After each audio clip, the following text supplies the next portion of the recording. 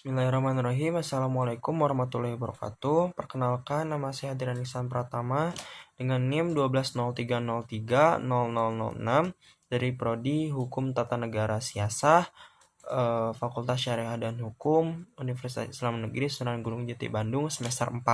Baiklah, guna saya membuat video ini adalah diperuntukkan untuk memenuhi ujian tengah semester Hukum Konstitusi, yaitu dengan mereview materi 2 hingga materi terakhir.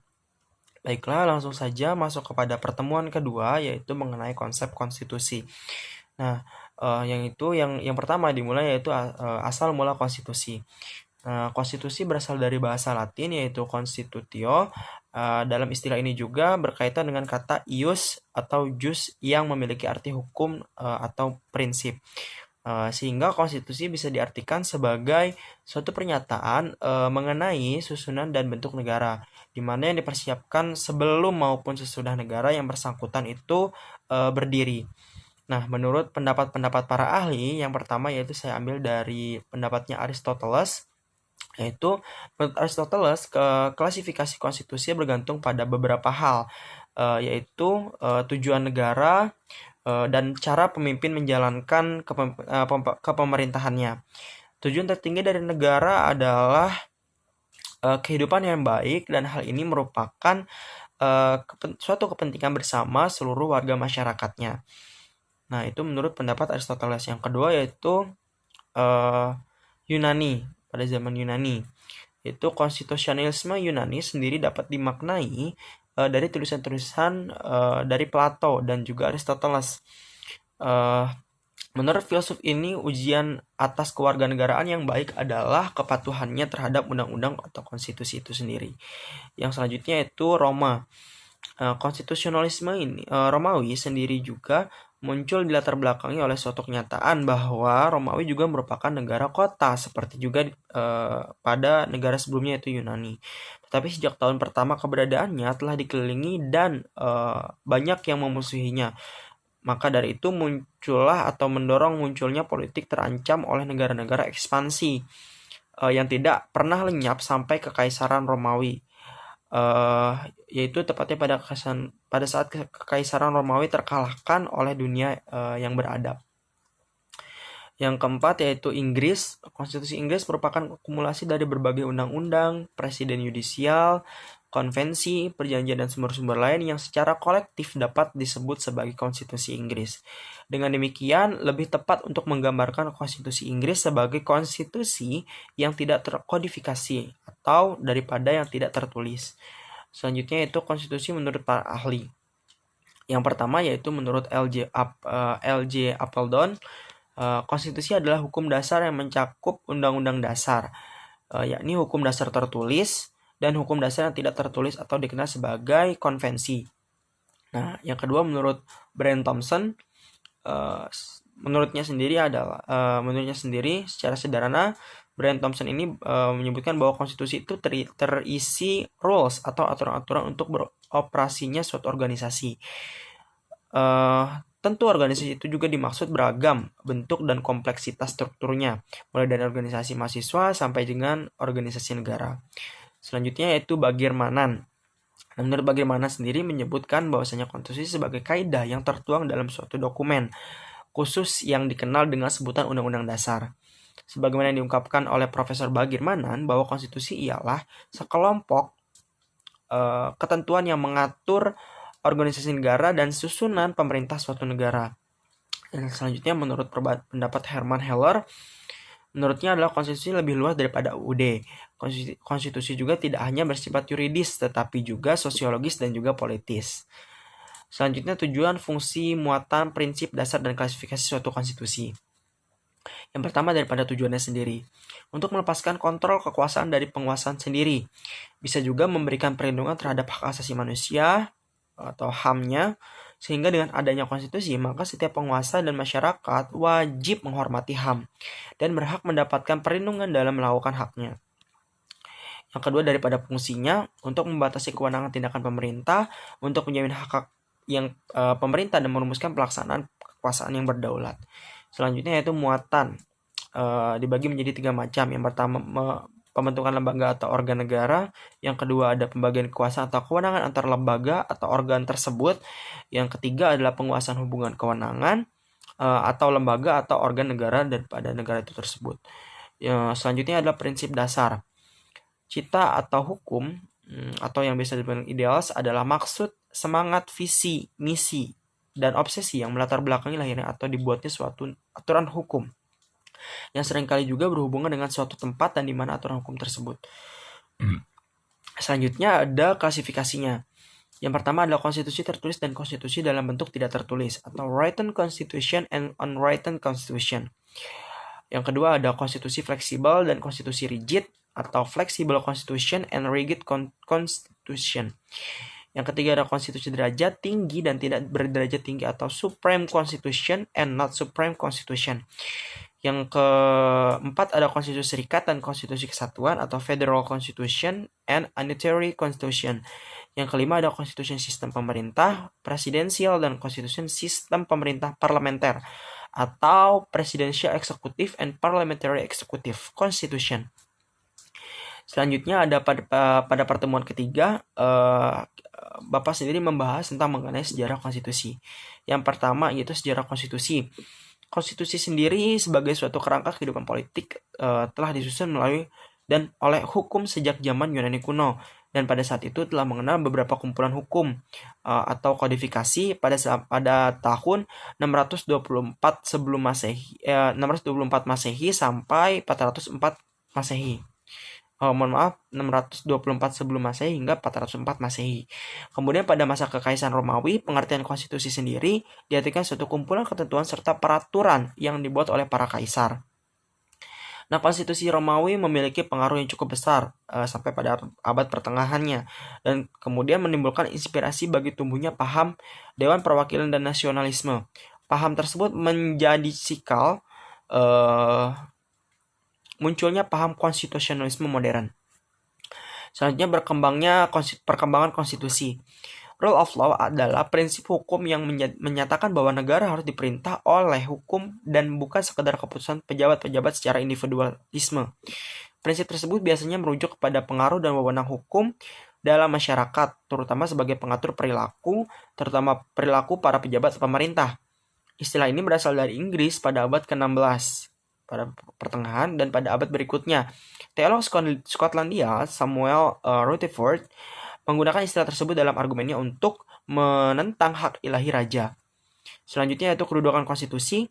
Konstitusi menempati kedudukan yang paling penting dalam kehidupan berbangsa dan bernegara.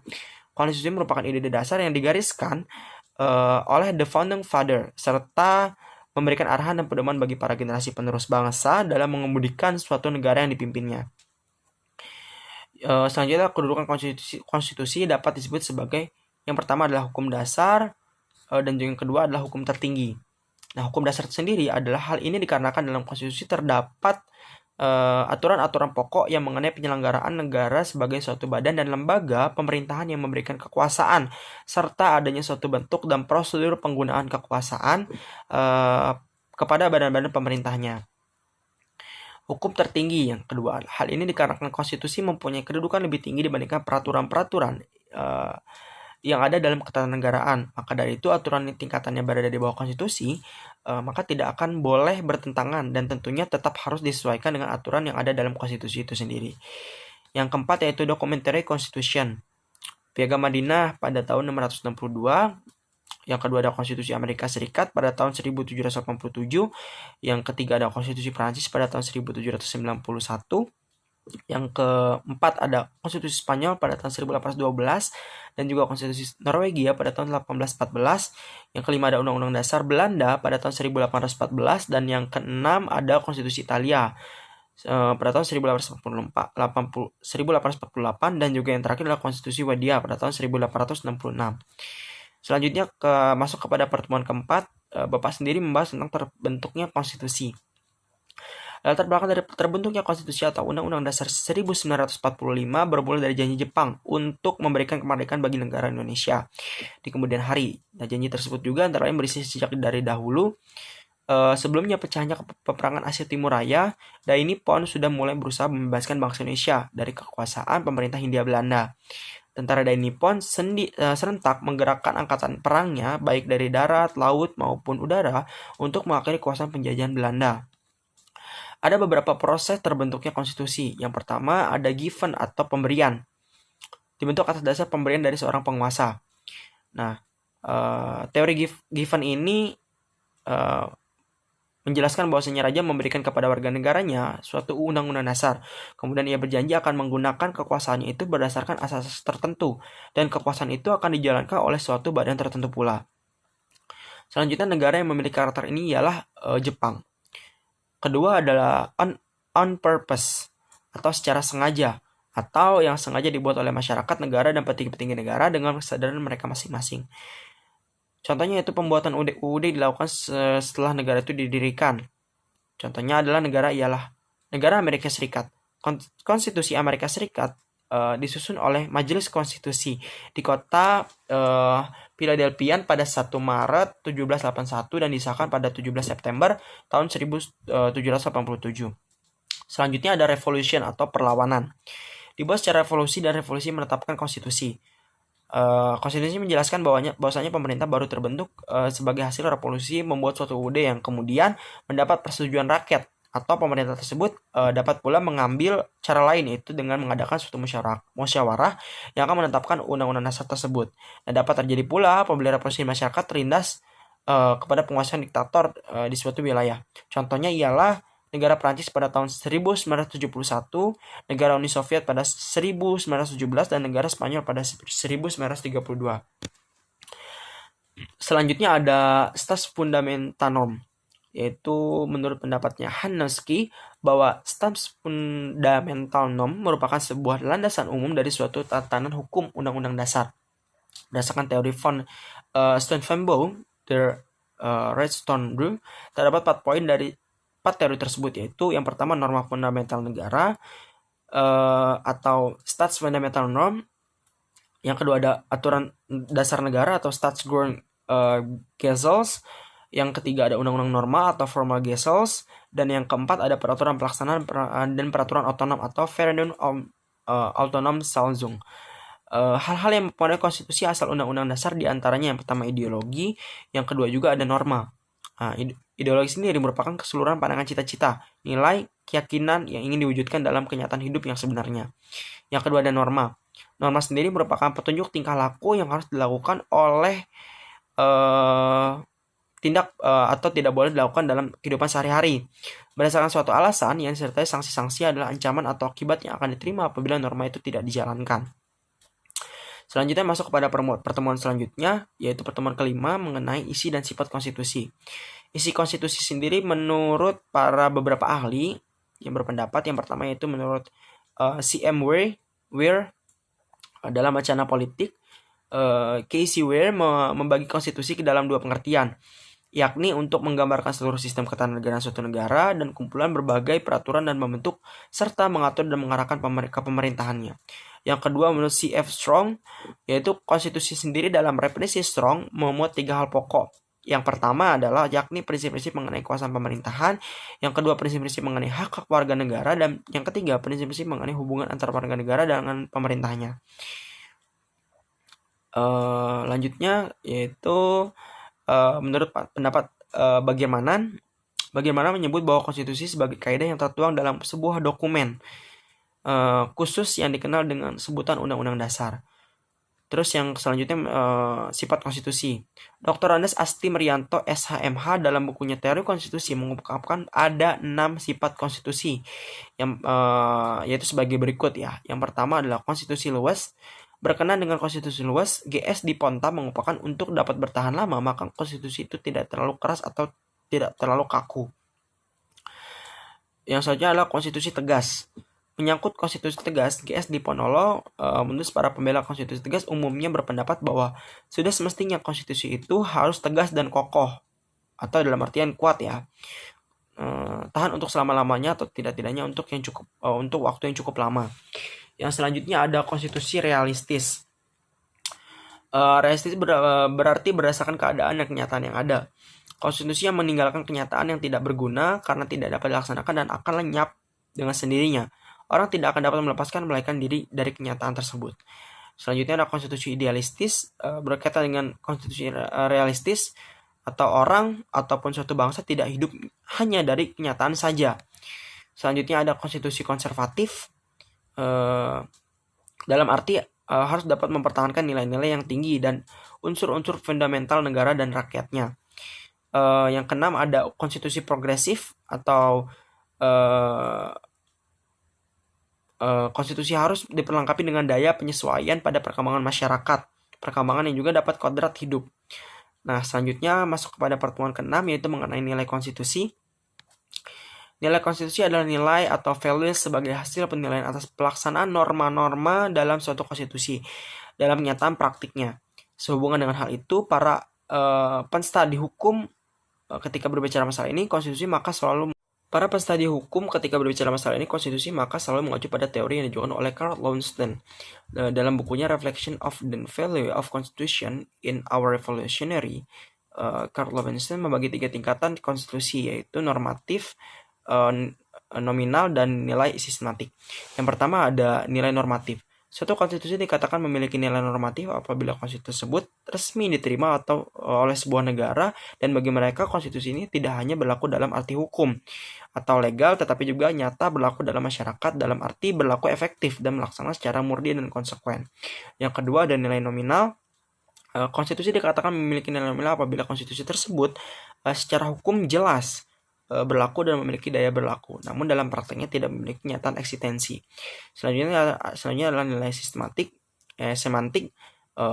Suatu konstitusi disebut konstitusi yang memiliki nilai semantik jika norma-norma yang terkandung di dalamnya secara hukum tetap berlaku, namun dalam kenyataannya adalah sekedar untuk memberikan bentuk untuk melaksanakan kekuasaan politik semata. Selanjutnya pada pertemuan ke-7 mengenai perubahan konstitusi, yang pertama ada jika dalam sebuah nilai-nilai konstitusi sudah dianggap tidak relevan, maka terdapat beberapa langkah yang dilakukan selanjutnya, yaitu perubahan konstitusi. Nah, pada perubahan konstitusi yang pertama yang dibahas adalah cara perubahan konstitusi. Yang pertama adalah revolusi, yaitu suatu gerakan yang menghendaki perubahan total terhadap perubahan negara dengan konstitusinya.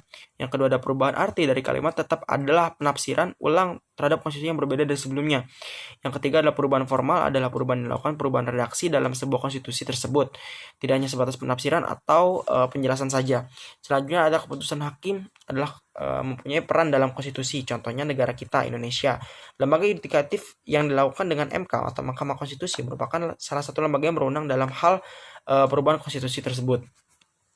Selanjutnya kebiasaan konstitusi adalah berbicara dengan tentang kultur. Ketika kultur dibangun oleh sebuah konstitusi tidak relevan, maka dianggap tidak sesuai kebiasaan, maka konstitusi tersebut dapat dijadikan dalam perubahan konstitusi. Selanjutnya mendorong perubahan. Perkembangan peradaban revolusi pada industri 2.0. Yang kedua ada perang. Yang ketiga ada krisis moneter. Dan yang keempat adalah pandangan masyarakat. Nah, hal ini juga sangat mendorong dalam perubahan konstitusi. Yang selanjutnya adalah amandemen formal. Pada umumnya konstitusi bersifat kaku atau rigid dengan tujuan. Yang kedua ada konstitusi diubah hanya dengan pertimbangan yang matang, bukan alasan sederhana atau serampang. Yang ketiga ada rakyat harus diberi kesempatan mengungkapkan pandangan. Selanjutnya dalam sistem federal perlu adanya persetujuan negara bagian. Yang selanjutnya adalah hak individu masyarakat harus tetap dilindungi. Selanjutnya masuk kepada pembahasan terakhir, yaitu tata cara perubahan konstitusi oleh lembaga legislatif. Fixed quorum of member and qualified vote. Yang kedua ada perubahan legislatif dan diikuti dengan pemilu. Yang ketiga sidang gabungan. Yang keempat ada oleh rakyat melalui referendum. Yang kelima ada oleh sebagai besar negara bagian. Selanjutnya ada oleh suatu badan khusus. Selanjutnya ada bentuk-bentuk perubahan. Fixed quorum of member and qualified vote. Penggantian renewal, perubahan satu konstitusi dengan konstitusi yang baru tidak menyisakan sedikit pun daripada konstitusi yang lama, atau perubahan total. Yang pertama adalah perubahan amandemen, atau yang pertama dari perubahan amandemen itu sendiri mencakup tentang menambah ketentuan, mengurangi ketentuan, dan mengubah ketentuan itu sendiri. Mungkin cukup sekian review yang dapat saya sampaikan. Kurang dan lebihnya mohon dimaafkan. Bila taufiq wal hidayah, wassalamualaikum warahmatullahi wabarakatuh. Segala kekurangan maupun kesalahan dan kekeliruan dalam pembahasan saya mohon dimaafkan dan mohon untuk diberikan penjelasan dan arahan yang lebih baik. Semoga ini dapat memenuhi tugas UTS semester 4 dalam prodi dalam jurusan hukum dalam mata kuliah hukum konstitusi ini. Kurang lebihnya mohon dimaafkan. Wassalamualaikum warahmatullahi wabarakatuh.